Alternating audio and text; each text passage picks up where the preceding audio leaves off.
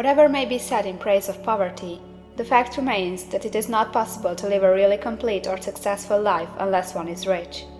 No man can rise to his greatest possible height in talent or soul development unless he has plenty of money, for to unfold the soul and to develop talent he must have many things to use, and he cannot have these things unless he has money to buy them with.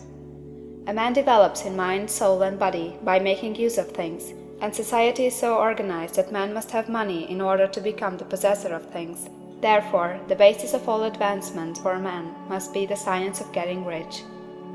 The object of all life is development, and everything that lives has an inalienable right to all the development it is capable of attaining.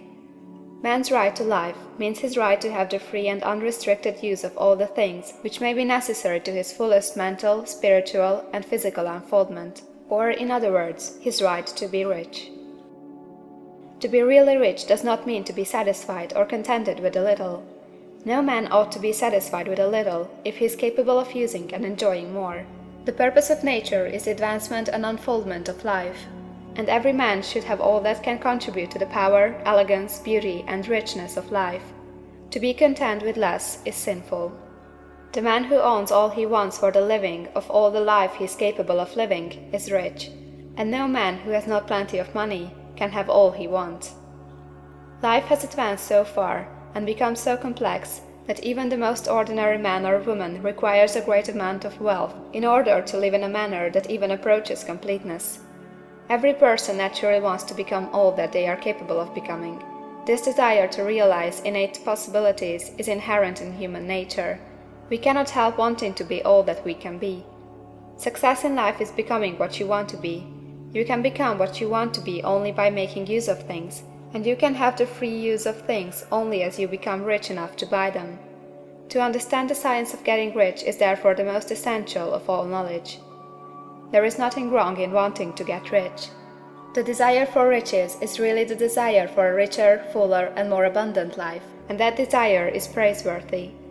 The man who does not desire to live more abundantly is abnormal, and so the man who does not desire to have money enough to buy all he wants is abnormal.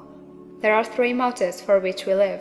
We live for the body, we live for the mind, we live for the soul. No one of these is better or holier than the other. All are alike desirable, and no one of the three, body, mind, or soul, can live fully if either of the others is cut short of full life and expression. It is not right or noble to live only for the soul and deny mind or body, and it is wrong to live for the intellect and deny body or soul. We are all acquainted with the loathsome consequences of living for the body and denying both mind and soul, and we can see that real life means the complete expression of all that man can give forth through body, mind, and soul.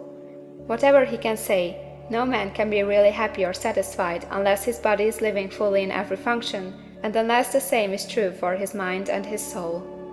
Wherever there is unexpressed possibility or function not performed, there is unsatisfied desire. Desire is possibility seeking expression, or function seeking performance. Man cannot live fully in body without good food, comfortable clothing, and warm shelter, and without freedom from excessive toil. Rest and recreation are also necessary for his physical life. He cannot live fully in mind without books and time to study them, without opportunity to travel and observation, or without intellectual companionship. To live fully in mind, he must have intellectual recreations, and must surround himself with all the objects of art and beauty he is capable of using and appreciating. To live fully in soul, man must have love, and love is denied expression by poverty. A man's highest happiness is found in the bestowal of benefits on those he loves. Love finds its most natural and spontaneous expression in giving. The man who has nothing to give cannot fill his place as a husband or father, as a citizen, or as a man. It is in the use of material things that a man finds full life for his body, develops his mind, and unfolds his soul. It is therefore for supreme importance to him that he should be rich. It is perfectly right that you should desire to be rich. If you are a normal man or woman, you cannot help doing so. It is perfectly right that you should give your best attention to the science of getting rich, for it is the noblest and most necessary of all studies. If you neglect this study, you are derelict in your duty to yourself, to God and humanity. For you can render to God and humanity no greater service than to make the most of yourself. There is a science of getting rich, and it is an exact science like algebra or arithmetic. There are certain laws which govern the process of acquiring riches. Once these laws are learned and obeyed by any man, he will get rich with mathematical certainty. The ownership of money and property comes as a result of doing things in a certain way.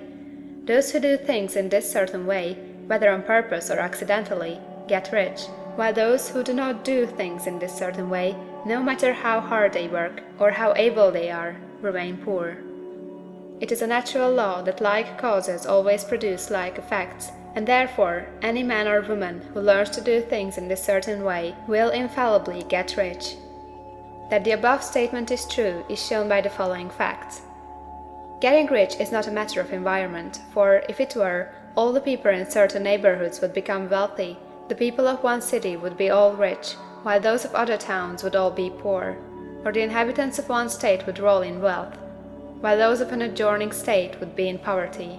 But everywhere we see rich and poor living side by side, in the same environment, and often engaged in the same vocations. When two men are in the same locality and in the same business, and one gets rich while the other remains poor, it shows that getting rich is not primarily a matter of environment. Some environments may be more favorable than others, but when two men in the same business are in the same neighborhood, and one gets rich while the other fails, it indicates that getting rich is a result of doing things in a certain way.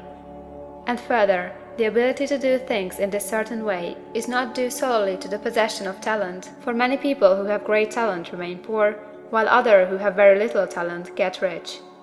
Studying the people who have got rich, we find that they are an average lot in all respects, having no greater talents or abilities than other men. It is evident that they do not get rich because they possess talents or abilities that other men have not, but because they happen to do things in a certain way. Getting rich is not the result of saving or thrift. Many very penurious people are poor, while free spenders often get rich.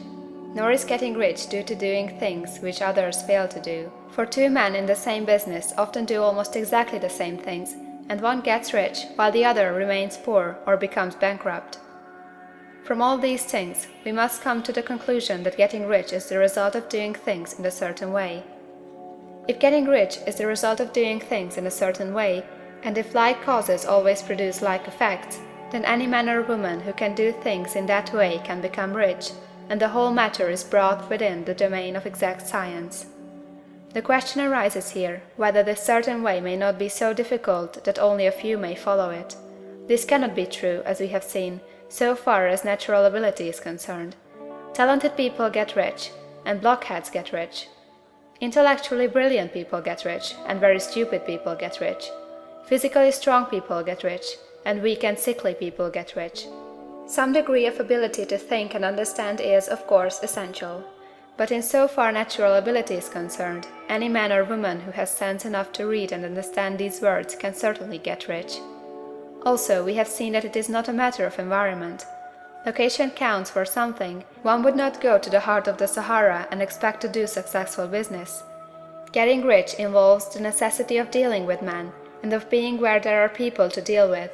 And if these people are inclined to deal in the way you want to deal, so much the better. But that is about as far as environment goes. If anybody else in your town can get rich, so can you. And if anybody else in your state can get rich, so can you. Again, it is not a matter of choosing some particular business or profession. People get rich in every business and in every profession, while their next-door neighbors on the same vocation remain in poverty. It is true that you will do best in a business which you like, and which is congenial to you.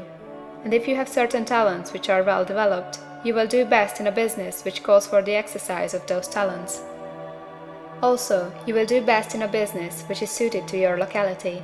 An ice cream parlor would do better in a warm climate than in Greenland, and a salmon fishery would succeed better in the Northwest than in Florida, where there are no salmon. But, aside from these general limitations, getting rich is not dependent upon your engaging in some particular business, but upon your learning to do things in a certain way. If you are now in business and everybody else in your locality is getting rich in the same business while you are not getting rich, it is because you are not doing things in the same way that the other person is doing them. No one is prevented from getting rich by lack of capital. True, as you get capital, the increase becomes more easy and rapid, but one who has capital is already rich, and does not need to consider how to become so. No matter how poor you may be, if you begin to do things in a certain way, you will begin to get rich, and you will begin to have capital. The getting of capital is a part of the process of getting rich, and it is a part of the result which invariably follows the doing of things in a certain way. You may be the poorest man on the continent, and be deeply in debt. You may have neither friends, influence, nor resources, but if you begin to do things in this way, you must infallibly begin to get rich, for like causes must produce like effects. If you have no capital, you can get capital. If you are in the wrong business, you can get into the right business. If you are in the wrong location, you can go to the right location, and you can do so by beginning in your present business and in your present location to do things in the certain way which causes success.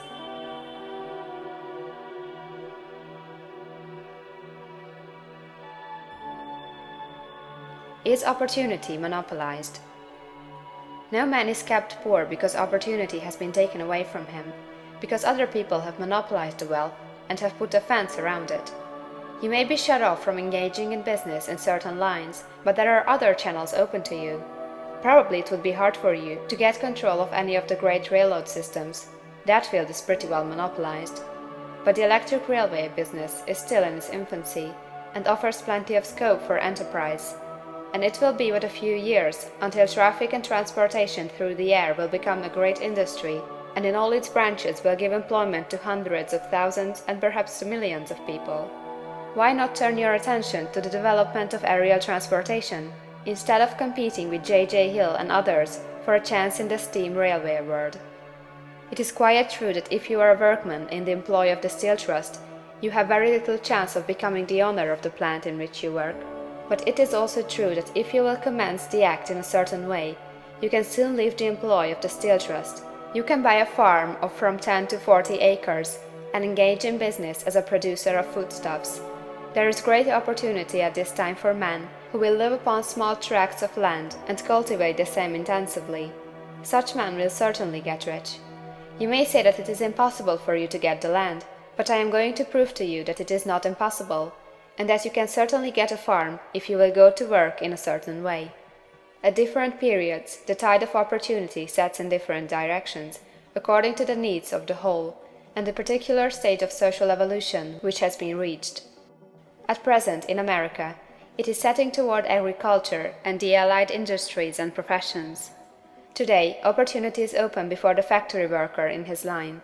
It is open before the businessman who supplies the farmer more than before the one who supplies the factory worker, and before the professional man who waits upon the farmer more than before the one who serves the working class.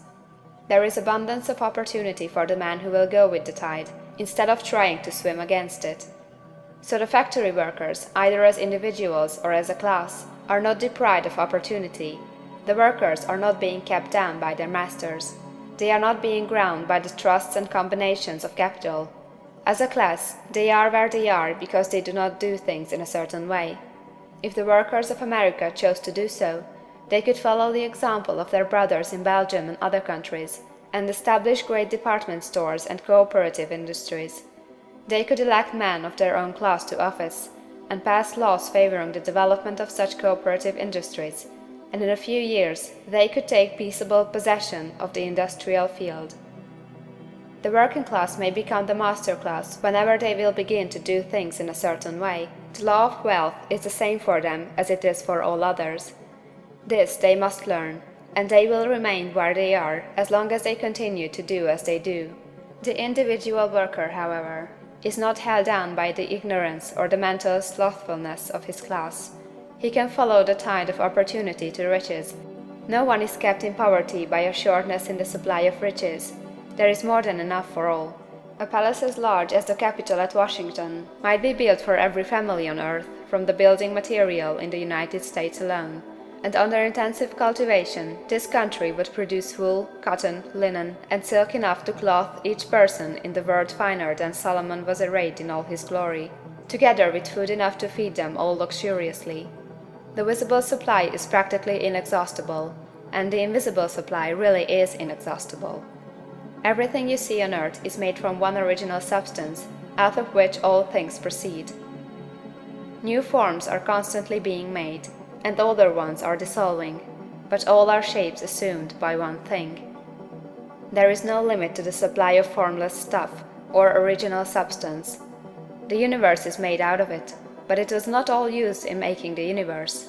The spaces in, through, and between the forms of the visible universe are permeated and filled with the original substance, with the formless stuff, with the raw material of all things. 10,000 times as much as has been made might still be made, and even then we should not have exhausted the supply of universal raw material. No man, therefore, is poor because nature is poor, or because there is not enough to go round. Nature is an inexhaustible storehouse of riches. The supply will never run short. Original substance is alive with creative energy, and is constantly producing more forms. When the supply of building material is exhausted, more will be produced. When the soil is exhausted, so that foodstuffs and materials for clothing will no longer grow upon it, it will be renewed, or more soil will be made.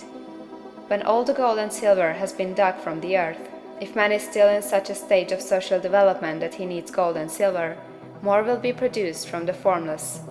The formless stuff responds to the needs of man, it will not let him be without any good thing. This is true of man collectively. The race as a whole is always abundantly rich, and if individuals are poor, it is because they do not follow the certain way of doing things which makes the individual man rich. The formless stuff is intelligent. It is stuff which thinks. It is alive, and is always impelled toward more life. It is the natural and inherent impulse of life to seek to live more. It is the nature of intelligence to enlarge itself, and of consciousness to seek to extend its boundaries and find fuller expression. The universe of forms has been made by formless living substance, throwing itself into form in order to express itself more fully. The universe is a great living presence, always moving inherently toward more life and fuller functioning. Nature is formed for the advancement of life. Its impelling motive is the increase of life. For this cause, everything which can possibly minister to life is bountifully provided.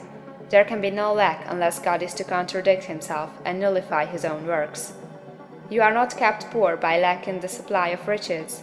It is a fact that I shall demonstrate a little farther on, that even the resources of the formless supply are at the command of the man or woman who will act and think in a certain way.